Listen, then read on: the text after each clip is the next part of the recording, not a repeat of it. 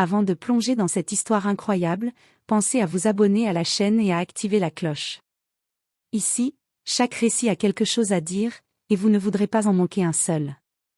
Le ciel de Manhattan s'était assombri sous un voile de nuages lourds, reflétant l'atmosphère pesante dans les couloirs du tribunal de la 5 avenue. Jonathan Carlisle, un homme au charisme froid et calculateur, traversait les salles avec l'assurance de celui qui croit que tout lui est dû. Ses chaussures étincelaient sur le marbre poli, et chaque pas résonnait comme un avertissement silencieux. Ici, il régnait par l'argent et le pouvoir. Depuis des mois, il avait orchestré un plan méticuleux pour échapper à une condamnation qui semblait pourtant inévitable. Témoins soudoyés, preuves falsifiées, intimidation subtile, chaque pièce du puzzle était sous son contrôle. Même le juge semblait hésiter à déranger l'homme que tous craignaient et respectaient à la fois. Pour Jonathan, la victoire était acquise, et le goût de l'impunité était presque sucré. Mais derrière son empire de contrôle, il y avait Emily. Sa belle-fille, discrète mais redoutablement perspicace, avait observé en silence les manipulations de son beau-père. Elle avait vu les regards intimidés des témoins, entendu les chuchotements étouffés des avocats corrompus, et surtout, elle savait l'étendue des crimes cachés sous les costumes impeccables de Jonathan. Là où tous étaient silencieux par peur, Emily avait décidé de ne pas se taire. Alors que Jonathan prenait place dans la salle d'audience, sûre de son triomphe, Emily fit son entrée. Dans ses mains tremblantes mais déterminées, un dossier volumineux contenant des preuves irréfutables, relevés bancaires, messages compromettants, et témoignages écrits de ceux que Jonathan pensait avoir achetés à jamais. Son regard croisa celui de Jonathan, et ce dernier sentit pour la première fois une inquiétude réelle s'emparer de lui. Ce que Jonathan avait pensé être une victoire facile allait se transformer en un affrontement qu'il n'avait jamais imaginé. Car la vérité, même étouffée par l'argent, finit toujours par éclater, et parfois, elle vient de l'endroit le plus inattendu. La salle d'audience était remplie d'un silence tendu. Les bancs du public étaient à moitié occupés, mais chaque personne présente retenait son souffle, consciente que quelque chose d'exceptionnel allait se produire. Jonathan Carlisle, assis derrière son avocat, affichait un sourire confiant, sûr que sa fortune et ses manœuvres avaient scellé son destin, l'acquittement. À l'autre extrémité, Emily observait chaque détail. Son cœur battait vite, mais sa détermination était solide comme le granit. Elle connaissait les failles dans le plan de Jonathan, des témoins silencieux, des documents falsifiés, et surtout, les enregistrements qu'elle avait secrètement obtenus auprès d'un ancien associé de son beau-père. Le juge entra et demanda le silence. Jonathan se leva pour répondre à la procédure d'ouverture, mais Emily ne bougea pas. Quand le juge lui donna la parole pour présenter sa défense, Jonathan sentit une pointe d'arrogance. Il croyait que rien ne pourrait l'arrêter. Puis Emily se leva. Sa voix était claire, ferme, et portait une autorité qui surprit toute l'assemblée. Votre honneur, avant que ce tribunal ne prononce un verdict, je dois présenter des preuves qui démontrent que M. Carlisle a manipulé le système judiciaire et soudoyé des témoins. Un murmure parcourut la salle. Jonathan blêmit. Les documents qu'Emily déposait sur le bureau du juge étaient précis, contrats, relevés bancaires, messages codés, témoins anonymes prêts à parler. Chaque page venait frapper le plan de Jonathan avec une précision chirurgicale. Vous ne pouvez pas. Balbutia-t-il, tentant de garder son calme, mais sa voix trahissait la peur. Emily poursuivit, implacable, je suis ici parce que la vérité doit être dite. Il ne s'agit pas seulement de justice pour moi, ou pour ma famille, mais pour toutes les victimes que M. Carlisle a trompées et intimidées. Le juge prit un moment pour examiner les preuves. Le visage de Jonathan se durcit, mais à l'intérieur, il sentait l'inévitable se rapprocher. Les témoins qu'il pensait avoir achetés n'avaient plus le choix, Emily avait trouvé un moyen de les libérer de sa peur et de leur corruption. Quand la séance se termina pour la pause, Jonathan savait une chose, son monde parfaitement construit était sur le point de s'effondrer. Et derrière cette chute imminente, il y avait sa belle-fille, prête à réclamer justice, coûte que coûte. La pause dans le tribunal semblait durer une éternité pour Jonathan Carlisle. Chaque tic-tac de l'horloge résonnait comme un rappel cruel de sa vulnérabilité soudaine. Il avait toujours cru que l'argent pouvait tout acheter, la loyauté, le silence, même la justice. Mais maintenant, il découvrait que la vérité avait sa propre force, et qu'Emily, sa belle-fille, était prête à l'utiliser contre lui. Émilie, de son côté, restait concentrée. Elle savait que ce moment était crucial. Chaque document qu'elle avait préparé, chaque enregistrement qu'elle détenait, devait être présenté avec précision. Elle ne pouvait pas se permettre le moindre faux pas. Elle inspira profondément et se dirigea vers le premier témoin corrompu, un comptable qui avait falsifié des chiffres sur ordre de Jonathan. « Monsieur Parker, » dit Émilie en le regardant droit dans les yeux, « vous avez accepté de falsifier des documents pour Monsieur Carlisle. Je vous rappelle que tout ce que vous dites ici est sous serment. Pouvez-vous confirmer que ces relevés bancaires ont été manipulés ?» Parker hésita, ses mains tremblantes. Il avait longtemps craint Jonathan, mais maintenant, avec la vérité et Émilie en soutien, il sentit qu'il n'avait plus le choix. « Oui, c'est vrai, j'ai modifié les chiffres, » murmura-t-il, presque incapable de parler. Un murmure parcourut la salle. Jonathan sentit le sol se dérober sous lui.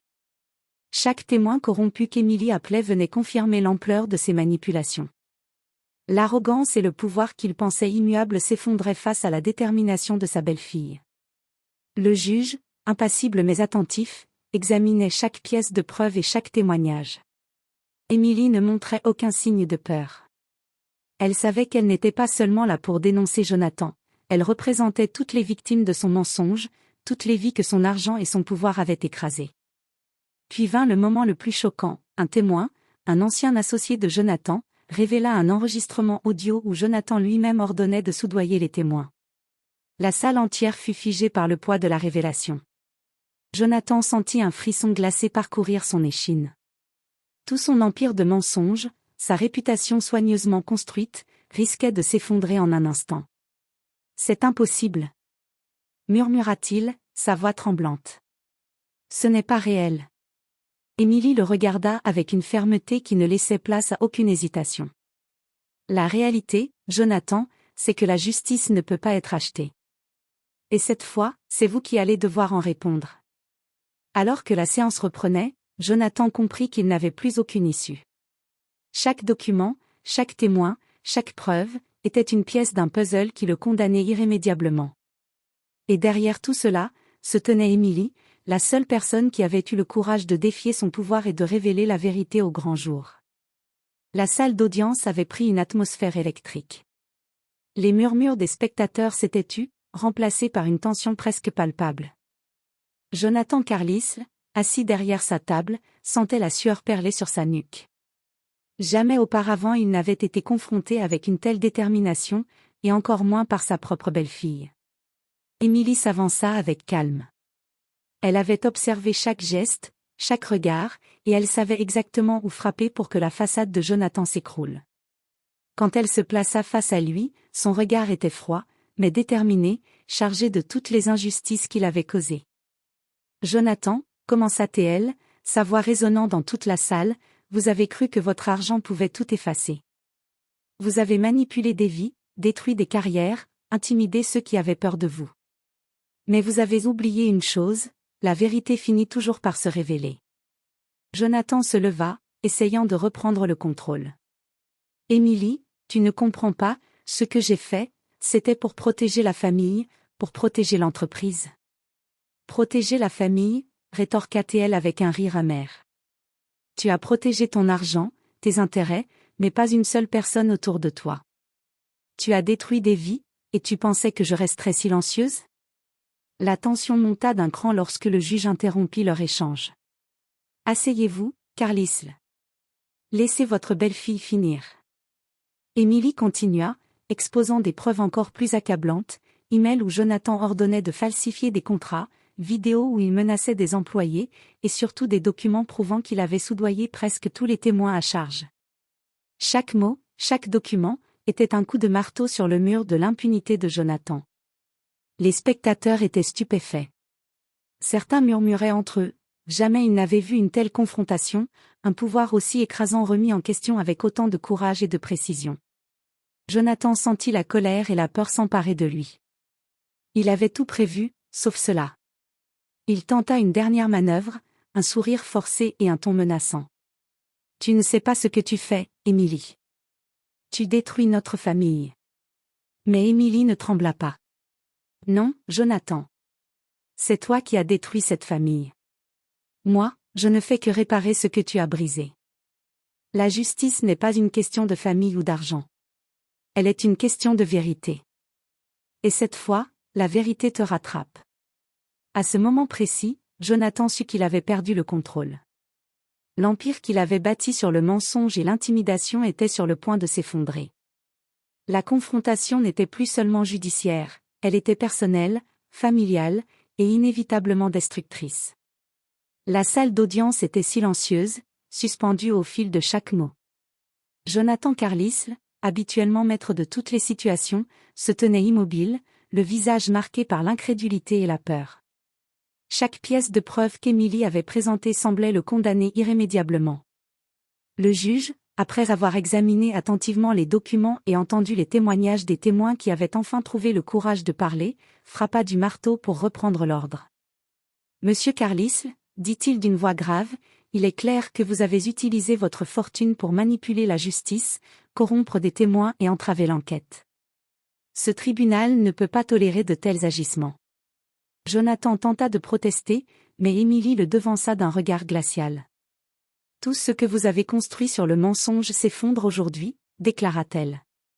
Ce que vous pensiez être votre pouvoir, n'était qu'illusion. » Puis vint la sentence, Jonathan Carlisle était reconnu coupable sur tous les chefs d'accusation. Soudoyer des témoins, falsification de documents, intimidation, chaque crime avait été documenté et validé par le tribunal. Les spectateurs retenaient leur souffle tandis que le juge prononçait la peine, de nombreuses années de prison, assorties de lourdes amendes, et la confiscation partielle de ses biens. Jonathan s'effondra sur sa chaise, abasourdi. Son monde, qu'il avait cru inébranlable, venait de s'écrouler en un instant.